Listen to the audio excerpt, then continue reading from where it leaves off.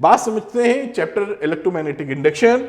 ये 6 डेरिवेशन हम लोग करेंगे, ये मैं पढ़ के नहीं सुना रहा हूं। ये 6 डेरिवेशन का टाइम स्टैम्प आपको मिल जाएगा डिस्क्रिप्शन में। यहां तक कि वीडियो में भी आपको अलग अलग चैप्टर्स दिखाई पड़ेंगे।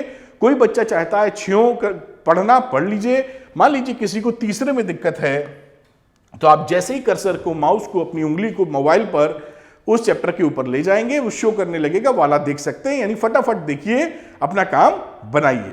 चलिए पहले वाले डेरिवेशन की तरफ चलते हैं, जिसमें जिक्र किया जाता है motional EMF from Faraday law. यानी जो मोशनल ईएमएफ है वो निकालेंगे फेरेडे लॉ के बेसिस पे। फेरेडे का लॉ आप जानते हैं, 2 लॉ थे, जिसमें से 2 को समेटते हुए मैं E = -dφ/dt लिख सकता हूं मेन लॉ के तौर पर। ये फेरेडे का लॉ था। जो ईएमएफ होता है, induced EMF, the rate of change of flux होता है, और माइनस साइन लेंज लॉ से आ जाती है कि वो इस ऐसे बनता है, फ्लक्स ऐसे जनरेट होता है जिससे जिस कारण से जनरेट हो रहा है उसका विरोध कर सके, अपोजिशन कर सके। खैर, यहां समझने वाली बात क्या है कि जो ईएमएफ आने वाला है वो BLV आने वाला है। ये BLV क्या है? B है मैग्नेटिक फील्ड, जो कि यूनिफॉर्म मैग्नेटिक फील्ड है और बना हुआ है। साथ में एक रेल लगी हुई है, आप देख रहे हैं, कंडक्टिंग रेल समझ लीजिए रखी है। यहां से ये इसकी लेंथ L है बेटा, यहां से लेकर यहां तक। साथ में ये रॉड रखी है इसकी, और इसको आगे जो हम बढ़ा रहे हैं वो V वेलोसिटी से आगे बढ़ा रहे हैं, जो कि V वेलोसिटी होती है डिक्रीजिंग डायरेक्शन ऑफ X।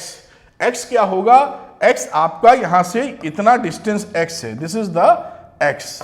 तो इसको आगे की तरफ बढ़ा रहे हैं, डिक्रीजिंग ऑर्डर ऑफ X। तो इसमें बनने वाला यहां पर जो ईएमएफ बनेगा इस रॉड के एंड्स के ऊपर, कह लीजिए इसी बराबर की रॉड समझिए, जो एक्स्ट्रा निकला उसका ना समझिए, यहीं तक हम मान लेते हैं रॉड। तो यहां पर जो ईएमएफ बनने वाला है वो ईएमएफ होगा BLV, और इसी को हमको प्रूफ करना है। तो चलिए हम लोग प्रूफ करके देखते हैं। तो ये रहा डायग्राम, एक बार फिर से मैं बना रहा हूं आपके लिए। ये रही साहब रेल। ऐसे एग्जामिनेशन में आप रेल बना दीजिएगा, कोई उसमें टेंशन की बात नहीं है। ऐसे लगा दीजिए, कोई परेशानी नहीं। और एक यहां पर आप चाहें तो ये एक रॉड ले सकते हैं, ऐसे रॉड लगा देते हैं हम लोग। ये रॉड लग गई, और यहां पर इसकी जो रॉड की लेंथ है, this is the length of the rod, L है। और यहाँ ये मैग्नेटिक फील्ड है, जो बनाना तो बहुत जरूरी है। ये मैं मैग्नेटिक फील्ड बना देता हूं, यहां भी बना दीजिए, जैसे समझ में आए कि चारों तरफ यूनिफॉर्म मैग्नेटिक फील्ड है। बात समझ में आई होगी। अब बात करते हैं बेटा, ये जो रॉड है, ये रॉड यहां से इसका डिस्टेंस इस समय x है, और साथ में इस रॉड की जो वेलोसिटी है डिक्रीजिंग ऑर्डर ऑफ x में, वो v है। अब इस बात को लेके चलते हैं। आप जानते हैं जो फ्लक्स होता है वो फ्लक्स होता है B × A, ये आपको मालूम ही है। यहां बात करूं तो फ्लक्स इस समय कितना होगा B। एरिया की बात करूं तो ये length into breadth, L × x, ये हो गया इसका BLX। जिसे सिंपली आप बोल सकते हैं phi = BLX is the flux हो गया। और हमें यह मालूम है कि जो फेरेडे लॉ के अनुसार -dφ/dt हमारा इंड्यूस्ड ईएमएफ होता है। अब यहां पर अगर ये वैल्यू मैं लगा दूं तो ये वैल्यू क्या आने वाली है, इसको मैं डिफरेंशिएट कर देता हूं। तो E की वैल्यू हो जाएगी -d/dt, यहां वैल्यू लिख दी BLX। भाई ये फाई की जगह BLX पुट कर दीजिए। क्या वैल्यू मिलेगी यहां से? E = B और L। B जो मैग्नेटिक फील्ड था नीचे की तरफ, और L दोनों कांस्टेंट है, बदल नहीं रहे, वो बाहर आ जाएंगे, और ये वैल्यू होगी dx/dt। ये आप देख पा रहे होंगे।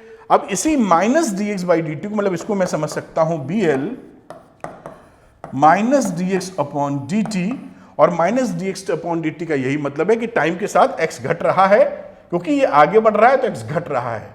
इसी को हम लिख देते हैं वेलोसिटी v, क्योंकि dx/dt को आप -v भी लिख सकते हैं, या ऐसे समझिए, या यहां पे कह दीजिए dx/dt = -v। दोनों ही बातें ठीक हैं। तो अगर यहां माइनस लगा है तो dx/dt को -v रखोगे तो प्लस हो जाएगा, और -dx/dt कर दोगे तो वो v के बराबर हो जाएगा। बात समझ में आई?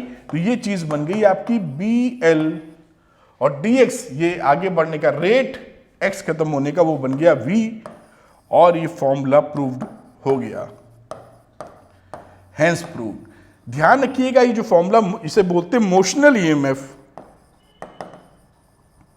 क्योंकि ये मोशन की वजह से क्रिएट हुआ है। ये देखिए यहां पर बेटा, इसमें ये बात ध्यान रखिएगा, अभी हम लोग और भी बातें करेंगे कि ये देखिए मोशनल ईएमएफ है, साथ में हमने फैराडे लॉ से निकाला है। अभी दूसरे जो डेरिवेशंस को करेंगे उसमें भी मोशनल ईएमएफ निकालेंगे, लेकिन मैग्नेटिक लॉरेंस फोर्स से निकालेंगे, तो आएगा आंसर वही, लेकिन करने का तरीका हो जाएगा फर्क। तो अब चलते हैं अगले डेरिवेशंस पे और देखते हैं मोशनल ईएमएफ हमारे मैग्नेटिक लॉरेंस फोर्स से कैसे निकाला जा सकता है। आइए चलते हैं। तो चलिए बच्चों करते हैं दूसरा डेरिवेशन। सेम चीज जैसे मैंने बताया था कि मोशनल ईएमएफ निकालेंगे हम लोग, और निकालने का मेथड अलग होगा लॉरेंस फोर्स से, मैग्नेटिक लॉरेंस फोर्स से। कैसे निकालना अभी मैं आपको समझाता हूं। ये सब वही सब बातें लिखी हैं कि करंट इंड्यूस्ड कितनी है, force on mobile arm, power delivered, ये सब बातें अभी हम लोग निकाल देंगे। ये लिख देता हूं टू प्रूव, कि इसको हमको प्रूव करना है, और कैसे प्रूव करेंगे अभी मैं आपको दिखाता हूं। तो इसको मैं भेजता हूं साहब ऊपर, और ये मैं करके दिखाने वाला हूं आपको। तो यहां पे एक रेल बना लेते हैं, जैसा रेल हम लोगों ने पहले बनाई थी बेटा, ये इस तरह की बना लीजिए रेल। रेल का मतलब हो गया, समझ लीजिए कंडक्टर है इस फॉर्म में, ऐसे समझ लें आप, और एक बार हो गई जो इसी के ऊपर स्लाइडिंग स्थिति में चलने वाली है। ये आपकी बार हो गई, इसके अंदर मैग्नेटिक फील्ड है, उसका कलर थोड़ा अलग कर लेते हैं। ये समझिए इस डायरेक्शन में इसका मैग्नेटिक फील्ड है, इसका मतलब pre existing uniform magnetic field. कोई भी टेंशन की बात नहीं है। यहां कहीं मैं इसकी वैल्यू बी, चलिए यहां लिख देता हूं। ये मैग्नेटिक फील्ड हो गया साहब। इसका जो लेंथ है, मैं ब्लैक कलर यूज कर लेता हूं इसके लिए, इसकी जो लेंथ है मैं ले लेता हूं L, तो ये भी लेंथ हो जाएगी अपने आप L। और ये डिस्टेंस की बात की जाए अगर, तो इसको आप चाहें तो x माने, वरना इसमें आवश्यकता नहीं पड़ेगी। तो मैं इसको ये मानता हूं कि इसकी जो वेलोसिटी है वो v से इस तरफ बढ़ रही है, और यहां पे भी मैग्नेटिक फील्ड है ही। आप समझदार हैं, फिर भी एक दो लाइनें मैं यहां खींच देता हूं। ठीक है, तो ये सिचुएशन आपके सामने क्लियर है। अब देखते हैं कि इसके अंदर क्या हो रहा है और उसको समझने का प्रयास करते हैं। देखिए यहां पर ध्यान दीजिए, इस वाले रॉड में जब आपको V आप इस तरफ मूव कराएंगे तो इसके अंदर बहुत सारे इलेक्ट्रॉन होंगे। देखिए ये इलेक्ट्रॉन है, दिखाने के लिए मैं दिखा रहा हूं। ये इलेक्ट्रॉन इधर बढ़ रहा है, मोशन की तरफ से इधर बढ़ा रहे हैं। आपको मालूम है कि जब भी चार्ज को मैग्नेटिक फील्ड में मूव करते हैं वो फोर्स एक्सपीरियंस करता है। इस चार्ज के मूवमेंट में और मैग्नेटिक फील्ड के मूवमेंट में 90 डिग्री का एंगल है, क्योंकि मैग्नेटिक फील्ड सीधे अंदर की तरफ है और इलेक्ट्रॉन ऐसे चल रहा है, मेरी तरफ आ रहा है, तो इस पे फोर्स लगेगा। अब वो पहले ही समझते हैं कि उसका डायरेक्शन किधर होगा, तो डायरेक्शन के लिए फ्लेमिंग का लेफ्ट हैंड रूल लेते हैं। आपको पता ही था, लेफ्ट हैंड रूल में आपको मालूम था कि हमारा ये उंगली अगर मैग्नेटिक फील्ड की दिशा में है, ये मोशन की दिशा में है, मोशन का मतलब हो गया कि पॉजिटिव चार्ज का मोशन की दिशा में, तो ये हमारा अंगूठा फोर्स की दिशा में होता है। अब अगर इलेक्ट्रॉन इधर आ रहा है तो पॉजिटिव चार्ज को हमें क्या समझना चाहिए, वो किधर जा रहा है। पॉजिटिव चार्ज हमारा, अगर इलेक्ट्रॉन इधर आ रहा है तो पॉजिटिव चार्ज हमारा इधर जा रहा है। ये इलेक्ट्रॉन के लिए बना हुआ है, ये पॉजिटिव चार्ज के लिए, ऐसा समझा जा सकता है। अब उस दशा में मैग्नेटिक फील्ड देखिए अंदर है, ये उंगली मैग्नेटिक फील्ड अंदर, फ्लेमिंग लेफ्ट हैंड रूल, और ये चार्ज जिधर मूव कर रहा है पॉजिटिव, ये देखिए उधर जा रहा है ना, उंगली दिख रही होगी आपको, पता नहीं कितनी दिख रही है, दिख रही है, और ये रहा अंगूठा ऊपर, यानी फोर्स किधर लगेगा, ऊपर। बात पकड़ में आई। इलेक्ट्रॉन का इधर जाना या हम समझे प्लस चार्ज का उधर जाना, क्योंकि ये रूल हमारा प्लस चार्ज के लिए बना रखे हैं। तो ये बना अंगूठे की वजह से इलेक्ट्रॉन पे किधर फोर्स लगा, ऊपर की तरफ। तो देखिए इस वजह से होगा क्या कि ये इलेक्ट्रॉन फोर्स एक्सपीरियंस करेगा ऊपर की तरफ, और यहां जमावड़ा हो जाएगा इलेक्ट्रॉन का। इस एंड को कुछ नाम दे देते हैं हम, सपोज करिए इसको हम नाम दे देते हैं पी का, कुछ ना कुछ नाम देना होगा जिससे हम लोग आपस में समझ पावे, और इस एंड को कह देते हैं पी। तो इलेक्ट्रॉन यहां इकट्ठा होने शुरू हो जाएंगे इस वजह से। ये देखिए यहां पर इलेक्ट्रॉन इकट्ठा होने लगे, भीड़ लगती रहेगी, और क्योंकि इधर इलेक्ट्रॉन इकट्ठा होंगे तो यहां प्लस प्लस प्लस इलेक्ट्रॉन की कमी हो जाएगी। थोड़ा बड़ा बनता तो और आपको दिखता। बात समझ में आ रही है? अब क्योंकि प्लस प्लस प्लस यहां इकट्ठा होने लगे और माइनस माइनस माइनस इधर इकट्ठा होने लगे, तो Q से P की तरफ इसका एक इलेक्ट्रिक फील्ड जनरेट हो जाएगा। इलेक्ट्रिक फील्ड कैसे जनरेट हो जाएगा? Q से P की तरफ।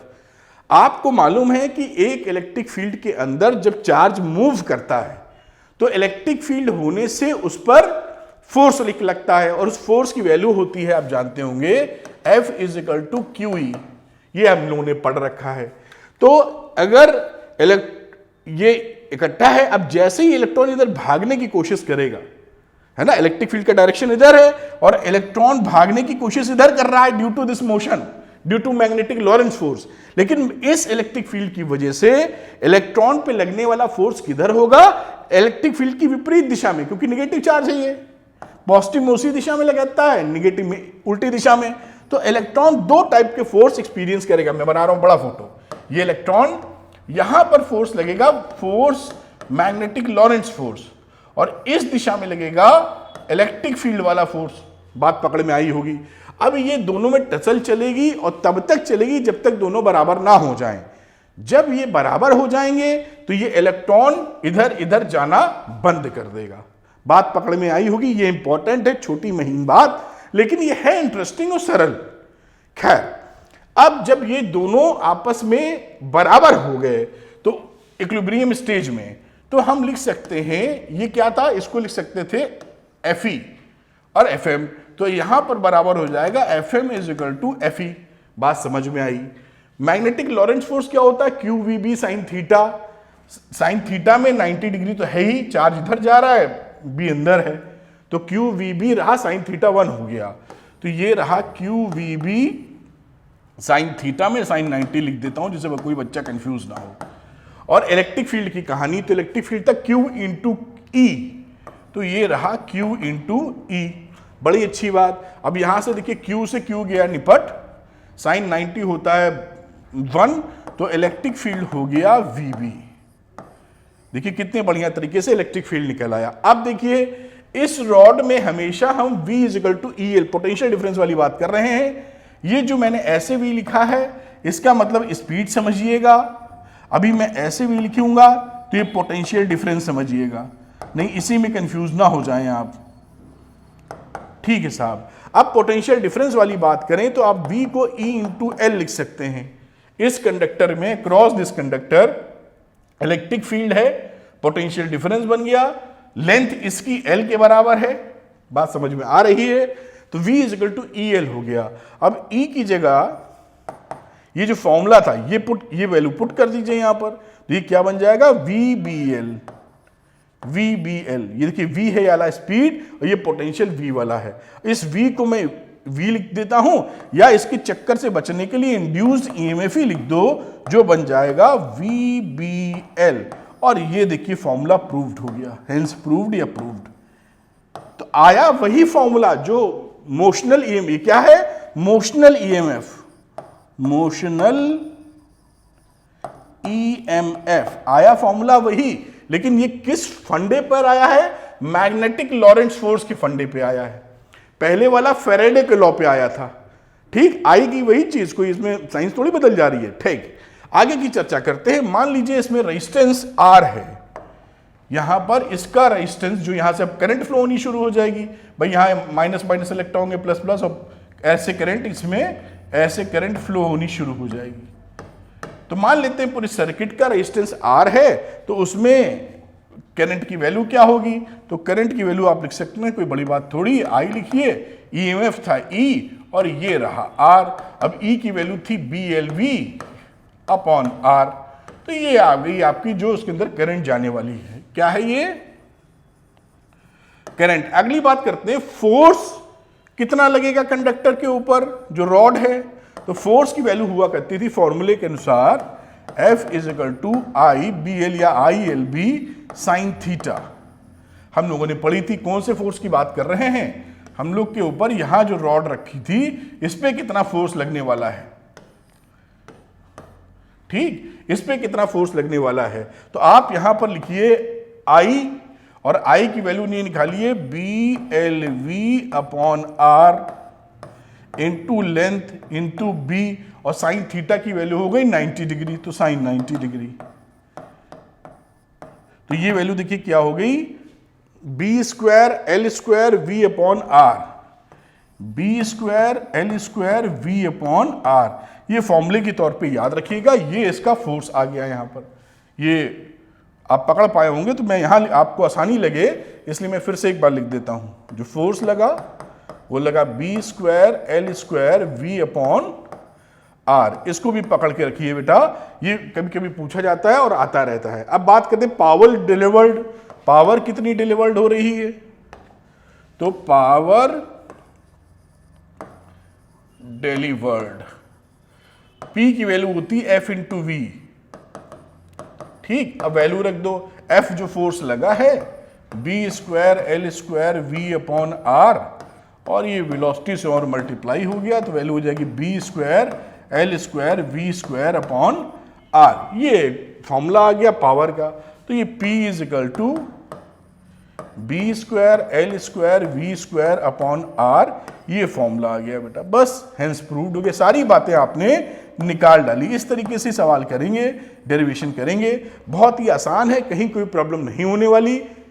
थोड़ा सा सीखिए, प्रैक्टिस कीजिए। बस चलते हैं अगले डेरिवेशंस पे, आइए चलते हैं। तो बच्चों आगे बढ़ने से पहले एक छोटी सी चीज और देख लेते हैं कि जब हम एक रॉड को हम मैग्नेटिक फील्ड में घुमाते हैं तो उसके एंड पर कितना ईएमएफ क्रिएट होता है। ये सवाल बड़ा पूछा जाता है, तो मैंने कहा लगे बता भी दूं कि एक रॉड है, रॉड को आप ऐसे मान लीजिए, एक रॉड, मेरा हाथ रॉड है और ऐसे मैग्नेटिक फील्ड में मैं घुमा रहा हूं, तो मेरे इस हाथ के बीच में एक एंड मेरा किधर है, सेंटर पर, दूसरा एंड सरकमफ्रेंस पे जा रहा है, तो उस सिचुएशन पे कितना मैग्नेटिक फील्ड बनेगा, तो इसकी चर्चा कर लेते हैं। इसमें मैंने हेडिंग उसकी नहीं डाली, डालना चाहिए था मुझे लगता है।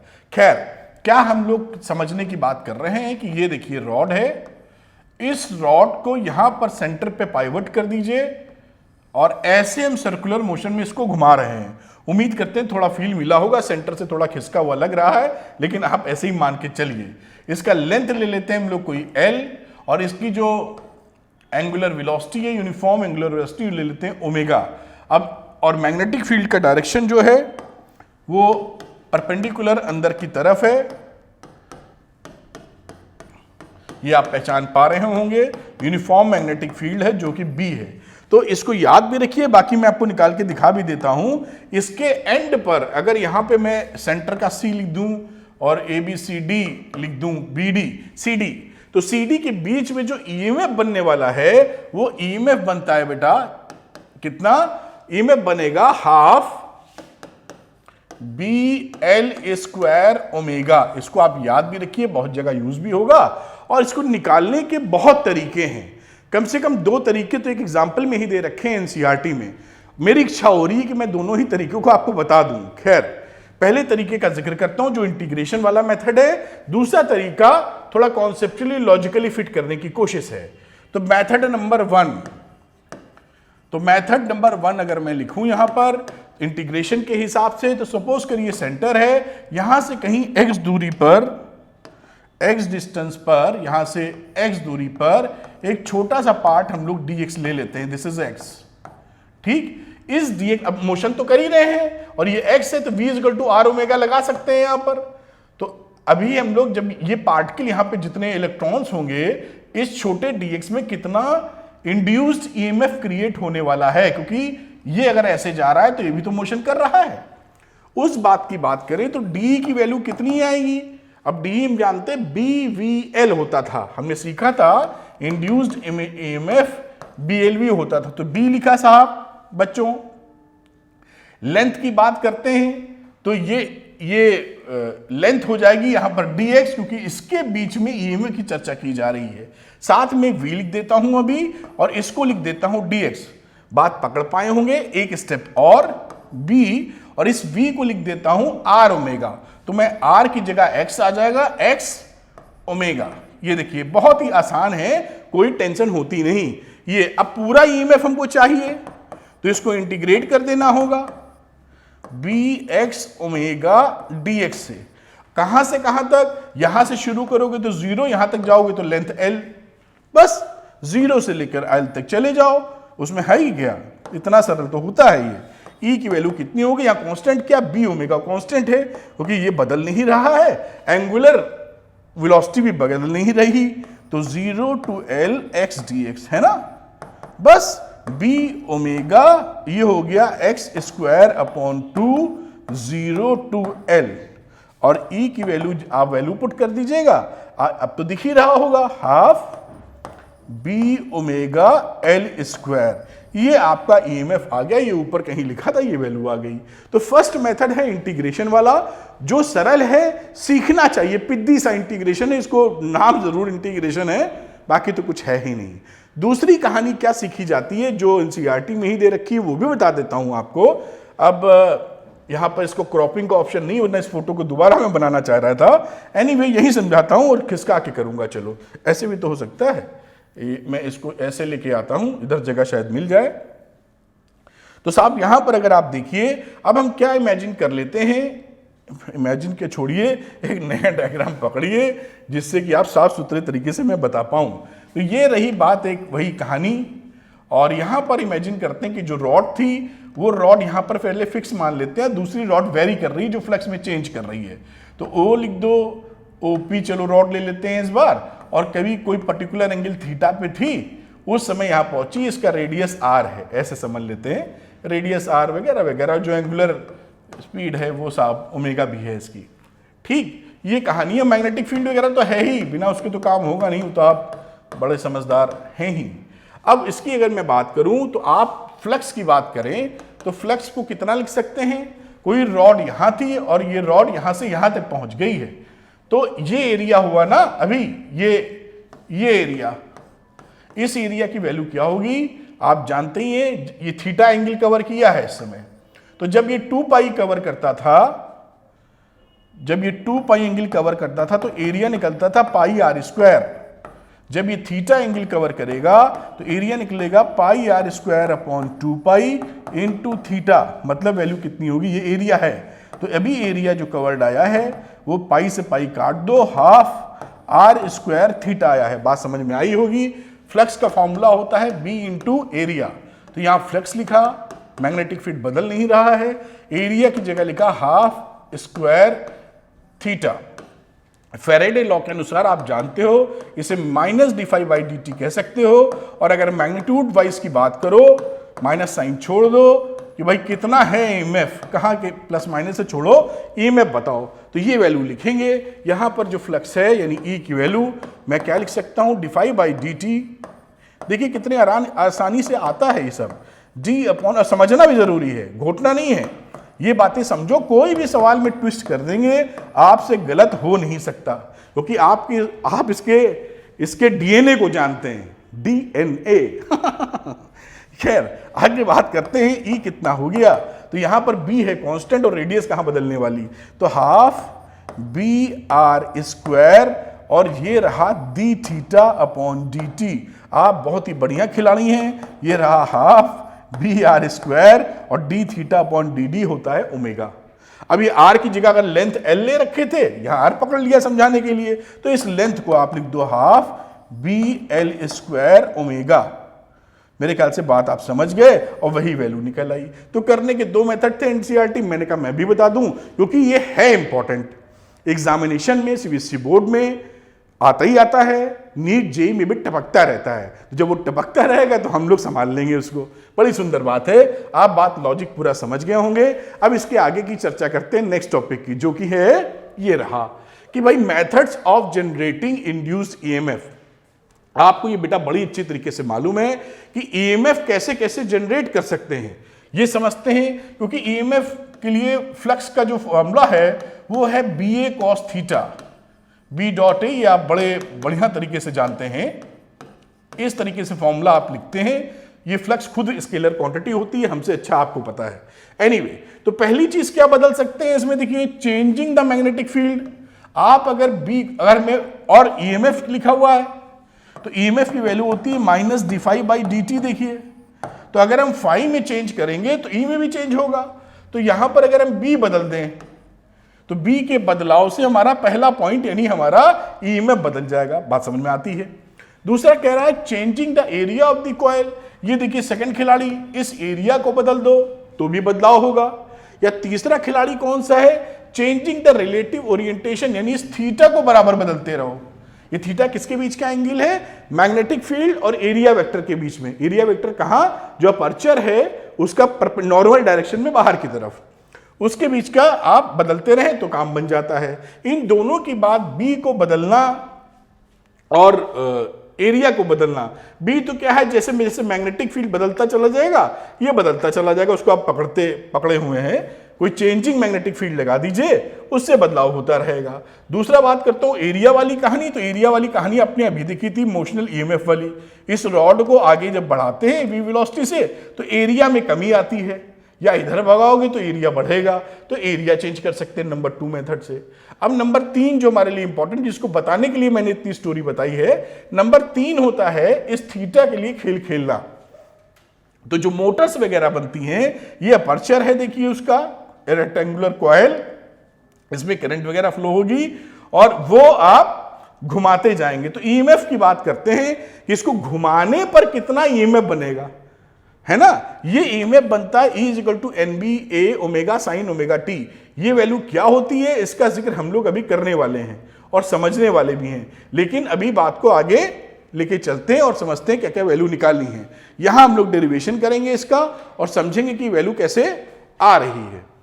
तो ये टू प्रूव हमें करना है। ये कई बच्चे कहते हैं सर बता दीजिए कैसे होगा, तो उसकी हम लोग कैलकुलेशंस भिड़ाएंगे। E equal to E nought sine omega t, और ई नॉट की वैल्यू देखिए ये लिखी हुई है, ये जो लिखी है ई नॉट साइन ओमेगा टी। यहां पर ई नॉट हमारा क्या है, NBA ओमेगा पीछे लिखा था। इसको समझते हैं वैल्यू कैसे आती है और हम लोग इसको कैलकुलेशन करते हैं। खैर इसको ऊपर लेके जाइए।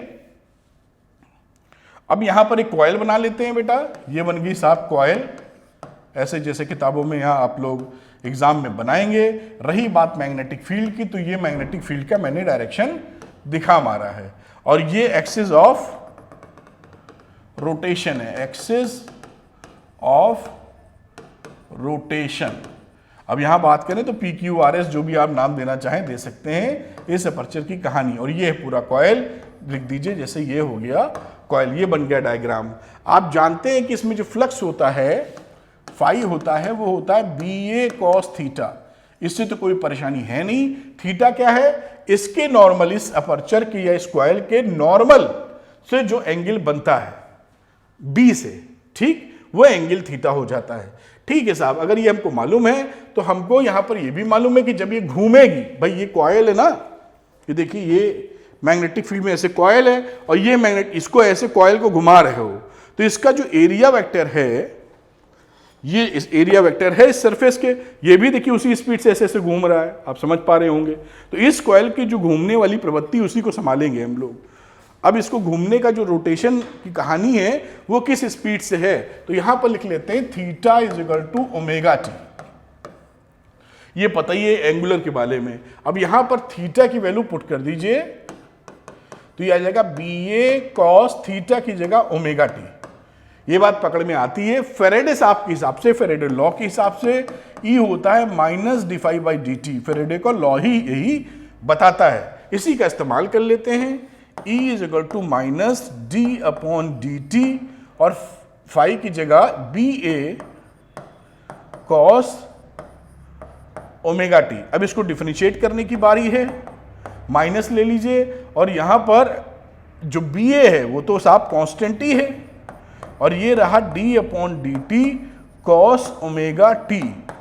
इसको जब डिफरेंशिएट करेंगे आप जानते ही हैं, आ जाएगा कितना, माइनस BA, और ओमेगा टी का ओमेगा आ जाएगा बाहर, और कॉस का आ जाएगा माइनस साइन ओमेगा टी। तो माइनस साइन ओमेगा टी, ये ओमेगा आ गया ना डिफरेंशिएट होके, तो वैल्यू क्या बनी, E इज इक्वल टू, थोड़ा सा ऊपर करता हूं, और E की वैल्यू माइनस माइनस प्लस हो गई, तो वैल्यू आ गई BA omega sine omega T. ये देखिए ये एक इंड्यूस्ड EMF आपका बन जाता है, BA omega sine omega T. अगर इस कॉइल के अंदर n टर्न्स हैं, ये तो एक के लिए है, तो if there are n turns, if there are n turns in the coil, तो टोटल ईएमएफ कितना बन जाएगा, एन से और मल्टीप्लाई कर दीजिए, N B A omega sine omega T, ये वैल्यू आपकी बन जाने वाली है। अब यहां पर देखिए बेटा कि ई इसकी मैक्सिमम वैल्यू क्या होगी अगर मैं बात करूं, तो मैक्सिमम वैल्यू के लिए मैक्सिमम वैल्यू ऑफ ई, जिसे हम बोलेंगे ई नॉट, या मैं लिख देता हूं E maximum is equal to E nought. आखिर वो क्या होगी, नंबर ऑफ टर्न्स बदल नहीं रहे, बी मैग्नेटिक फील्ड बदल नहीं रहा, एरिया बदल नहीं रहा, ओमेगा जो उसको मूव करने की स्पीड है, एंगुलर वेलोसिटी कह दीजिए, बदल नहीं रही। जो बदल रहा है ये एंगल ही तो बदल रहा है, theta equal to omega T है, तो ये साइन थीटा मैक्सिमम होगा तब ये मैक्सिमम होगा। तो ओमेगा टी की वैल्यू जब हमारी 90 डिग्री होगी, जिसे आप थीटा भी कह रहे हैं, तो साइन ओमेगा टी कितना हो जाएगा, मैक्स, दैट इज 1। इस दशा में जब ये 1 हो जाएगा तो ये वैल्यू ई मैक्सिमम कितनी हो जाएगी, एन बी ए ओमेगा। अब इस मैक्सिमम वैल्यू को मैं इस वाले फॉर्मूले में पुट कर देता हूं जिससे ये और सरल फॉर्म लगने लगे। तो ये फॉर्मूला बन गया E is equal to E nought sine omega T. आपको ये ध्यान रखना आवश्यक है कि ई नॉट मैक्सिमम वैल्यू है और ई नॉट की value N B A omega होने वाली है। इतनी बात पकड़ के रखिए और काम आपका खत्म हो गया डेरिवेशन ले देंगे। ठीक, अब जब हम ये मैक्सिमम वैल्यू की बात करते हैं तो इसमें थोड़ा सा और ध्यान दे दीजिए, बता ही रहे हैं जब देखिए यहां पर ये जो एंगल था वो थीटा है, एंगल जो थीटा है वो 90 डिग्री है नॉर्मल।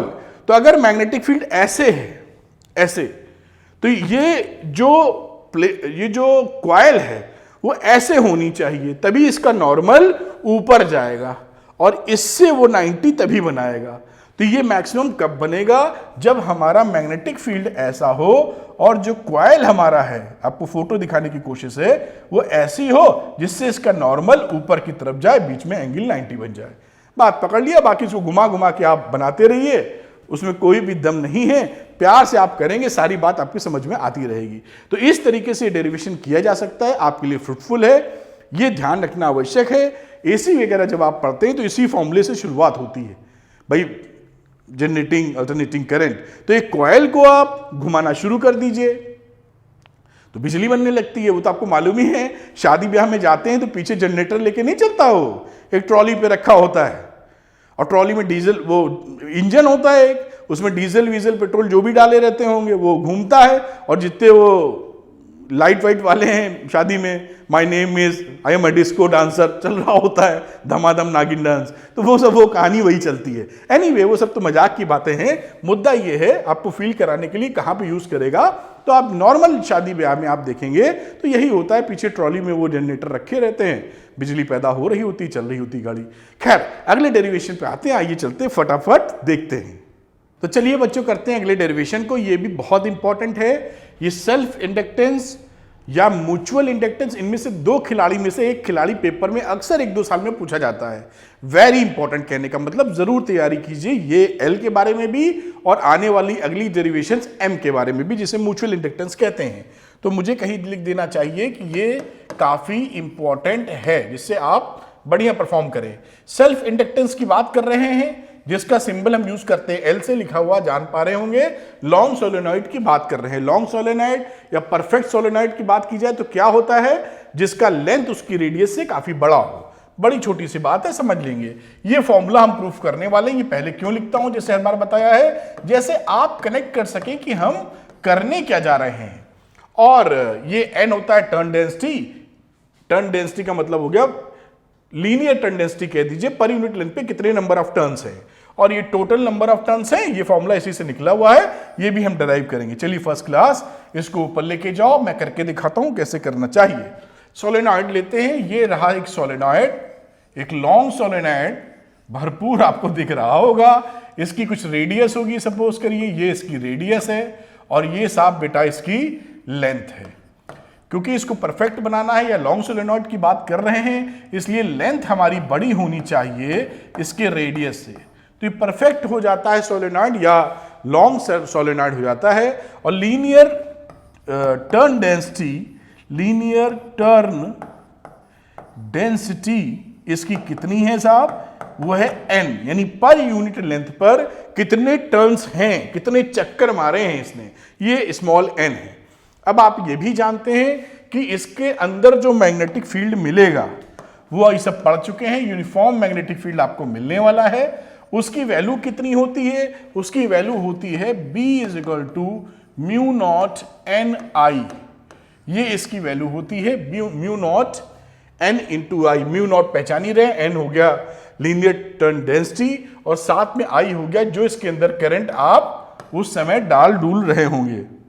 बड़ी बढ़िया बात हो गई। अब देखिए मैग्नेटिक फ्लक्स इससे कितना लिंक्ड है, पहचानते हैं फ्लक्स, तो फ्लक्स की वैल्यू होती है B × एरिया, तो B × A कर दीजिए। देखिए बढ़िया। अब इसकी बात करते हैं, इसकी वैल्यू कितनी आ जाएगी, इसकी वैल्यू B की जगह वैल्यू पुट कर दीजिए म्यू नॉट NIB या BNI कह दीजिए, ये इसकी वैल्यू आ जाती है। साथ में एरिया का B कहां लिख दिया, B की तो वैल्यू रखी है हम लोगों ने, तो म्यू नॉट NI × A, ये इसकी वैल्यू हो गई mu not NI × A flux.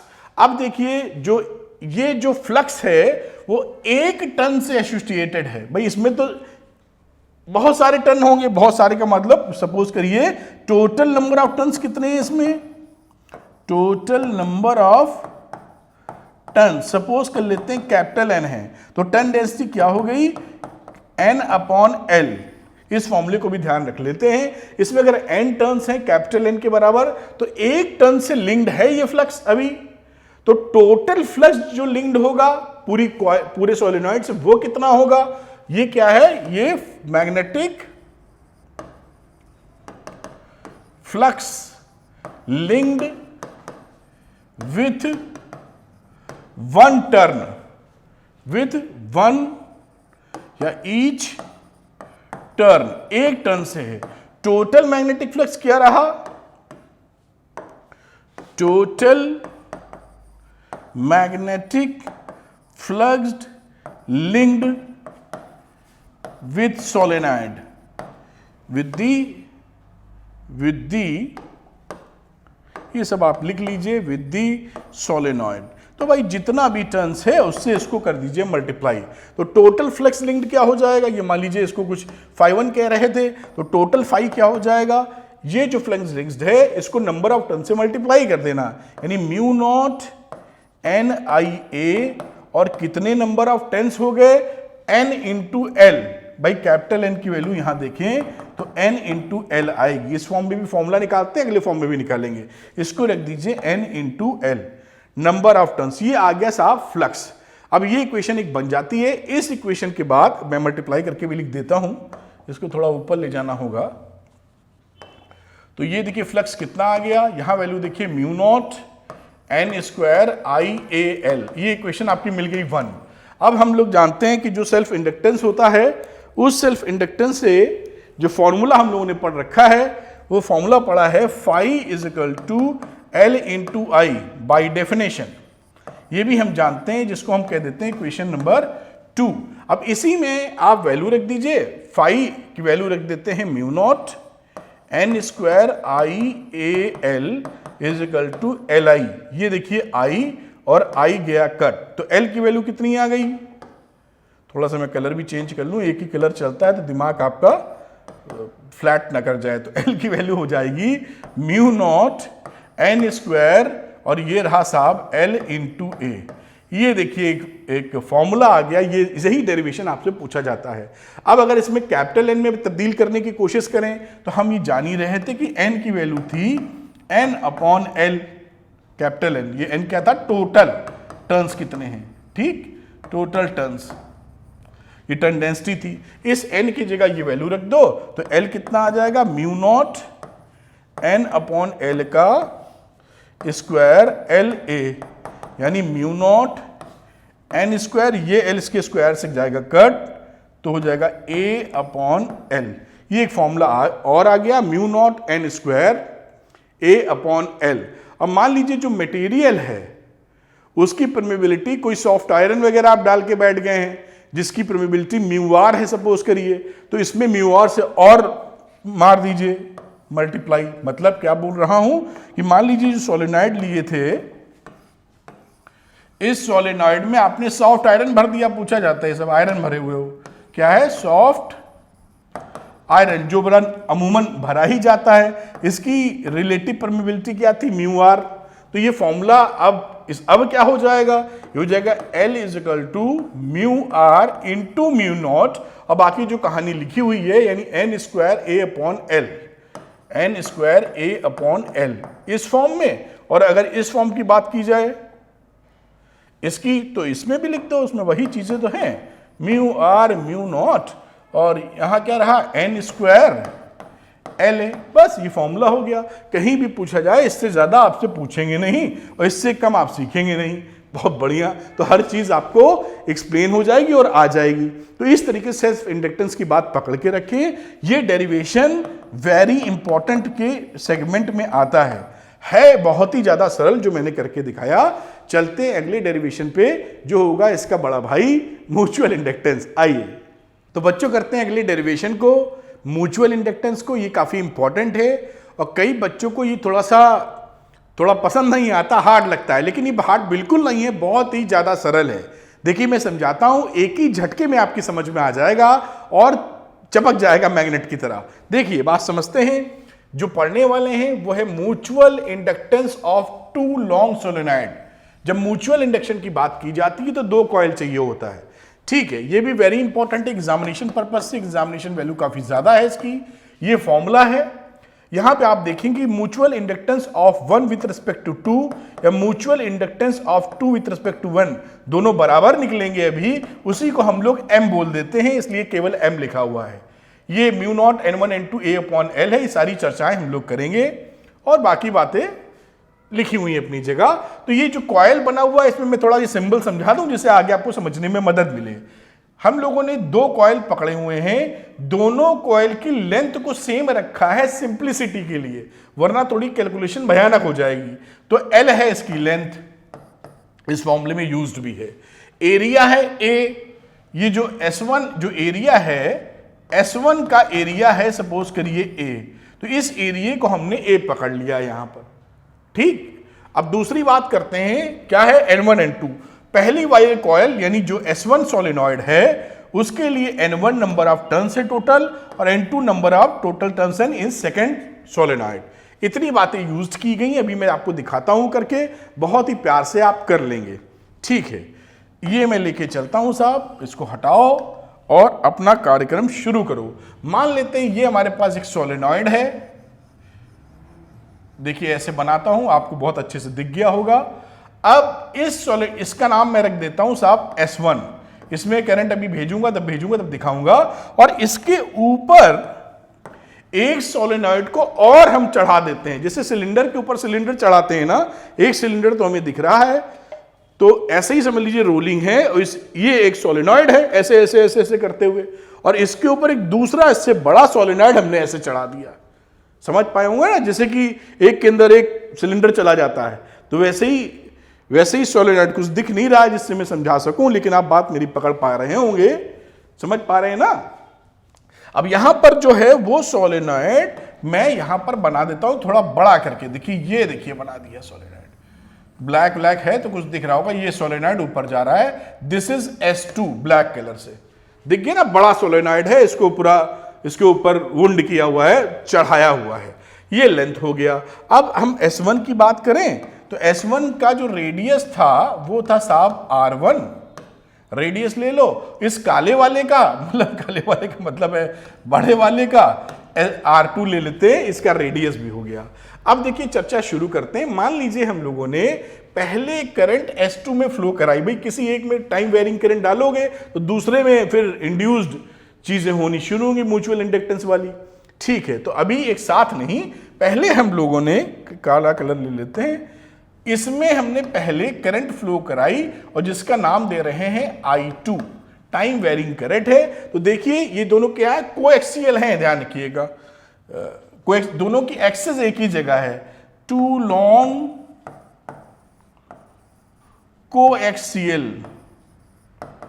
Coaxial solenoids of same length L लिख दो, कैपिटल एल स्मॉल एल जो लिखना हो। ये दोनों का लेंथ सबका दोनों का सेम है और एक्सेस सेम है, कोएक्सियल है। ठीक है, बात समझ में आती होगी। और लेंथ ऑफ ईच सोलेनॉइड वगैरह हमने लिख ही दिया, R1 R2 आपको पता ही है। चलिए बात करते हैं कि इसमें अगर हमने करंट I2 फ्लो कराई है तो कितना मैग्नेटिक फील्ड बनने वाला है। तो B2 की वैल्यू जो बनेगी, आप जानते हैं सोलेनॉइड के अंदर जो मैग्नेटिक फील्ड बनता है mu naught N2 I2। What is N2? Turn density of second solenoid. आप समझ रहे होंगे, N2 है टर्न डेंसिटी, सेकंड वाले की N2 लिखा है तो टर्न डेंसिटी, और इसी तरह से N1 का जिक्र करेंगे तो पहले वाले की टर्न डेंसिटी आ जाएगी। टर्न डेंसिटी का मतलब क्या होता है? पर यूनिट लेंथ कितने टर्न्स हैं, पर यूनिट लेंथ कितने टर्न्स हैं। अब देखिए B2 की वैल्यू हो गई, यानी जो काला वाला सोलेनॉइड दिख रहा है इसके अंदर मैग्नेटिक फील्ड पूरा भर गया। वो मैग्नेटिक फील्ड कितना है? B2। अब उसमें से ये जो लाल वाला मैग्नेटिक फील्ड है उससे भी ये मैग्नेटिक फील्ड जा रहा है, तो उससे फ्लक्स कितना एसोसिएट होगा बेटा, उसकी वैल्यू करते हैं। तो flux associated with first coil, तो मैं लिख रहा हूं φ1। देखना, तो φ1 में मैग्नेटिक फील्ड तो हुआ B2 वाला, क्योंकि इसी ने बनाया पूरा फुल, है ना, धकाधक बना हुआ है। और पहले सोलेनॉइड में कितना फ्लक्स आया? तो B2 into area of the first solenoid और number of turns of first solenoid. तो B2AN1 ये आपका आ गया फ्लक्स। बात समझ में आ रही होगी मेरे ख्याल से। ये हो गई वैल्यू किसकी? φ1 की, जो की वैल्यू है B2ANI, B2AN1। ये देखिए वैल्यू यहां पर आ रही है जो फ्लक्स के लिए आप लिखते हैं B इंटू एरिया, तो B into B2 into area, और टर्न्स कितने थे, नंबर ऑफ टर्न्स N1, तो N1 से मल्टीप्लाई कर दिया है। बात पकड़ में आई। अब यहां पे वैल्यू डाल दीजिए, ये हो गई म्यू नॉट, और ये यहां पर N2 दे रखी है, तो अभी हम N2 लिख रहे हैं, उसको एडजस्ट कर लेंगे हम लोग। अभी यहां लिख देते हैं N2, ये रही I2, और यहां रहा एरिया इंटू N1। अब N1 N2 का एडजस्ट कर लेते हैं वैल्यूज में, तो ये देखिए वैल्यू क्या बनने वाली है, mutual inductance of first with respect to 2। पहले कॉइल में mutual inductance with respect to 2 कितना होने वाला है? ये फॉर्मूला आपने पढ़ा था MI वाला, जो म्यूचुअल इंडक्टेंस के लिए होता है। तो फर्स्ट का mutual inductance of coil first with respect to coil 2, ये लिखने का तरीका है। तो यहां लिखोगे फ्लक्स 1, और यहां जो कॉइल 2 में करंट थी I2। ठीक, ये हो गया म्यूचुअल इंडक्टेंस वगैरह वगैरह। अब यहां पे वैल्यू पुट कर दो, तो φ1 की वैल्यू कितनी हो गई?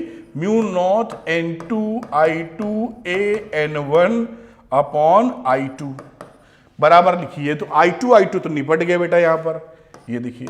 और यहां पर M12 क्या मिला? ये N2 को ना, अब हम लोग अब N जानते ही N2 क्या होगा, N2 की वैल्यू होगी पूरा N2 अपॉन लेंथ, लेंथ दोनों की सेम है। तो यहां पर लिख दीजिए म्यू नॉट, यहां लिख देता हूं N1 इसकी जगह, फिर ये रहा N2 एरिया अपॉन L। ये देखिए कहानी क्या आ गई, ये mutual inductance of first with respect to 2 mu naught N1 N2 A upon L। बिल्कुल सहमत होंगे, कोई प्रॉब्लम की बात नहीं है। अब देखिए क्या करते हैं, अब हम लोग पहले कॉइल में करंट को फ्लो कराते हैं बेटा। ये तो दूसरे कॉइल में करंट फ्लो कराए थे ना, अब हम पहले कॉइल में करंट को फ्लो कराने जा रहे हैं। तो पहले कॉइल में करंट फ्लो कराओगे तो इस कॉइल में कितना मैग्नेटिक फील्ड आएगा? पहले वाले में, मुझे ब्लैक कलर यूज करना चाहिए। Now current, time varying current है ये, तभी चेंजेस होंगे। Now time varying current I हम फ्लो करा रहे हैं पहले में। Now time varying current in first coil. तो मैग्नेटिक फील्ड पहले कॉइल में कितना बनेगा बेटा? तो मैग्नेटिक फील्ड पहले कॉइल में B1 की जो वैल्यू होती है वो आप जानती हैं म्यू नॉट, और साथ में वैल्यू होगी N1 I1। ये आप बड़ी अच्छी तरह जानते हैं। ये हिसाब हो गया मैग्नेटिक फील्ड। अब बाकी चर्चाएं हम लोग आगे करेंगे, लेकिन अब समझने की बात क्या है कि इसके अंदर जो मैग्नेटिक फील्ड है उससे जो दूसरा कॉइल है ऊपर वाला, उसमें मैग्नेटिक फ्लक्स कितना लिंक्ड है। तो मैं अगर चर्चा करूं अभी कि मैग्नेटिक फ्लक्स्ड φ2 का लिंकेज क्या है, तो जो φ2 का लिंकेज होगा वो होगा B1, ये magnetic field, same area A, और ये रहा N2, ठीक, number of turns in the second. अब यहां पर ऐसा ये एरिया कैसे ले लिया, तो फर्स्ट कॉइल क्या था, सेकेंड वाले के लिए क्यों ले लिया हमने, देखिए साहब, इसलिए ले लिया, यही पॉइंट है जो आपको सीखना चाहिए।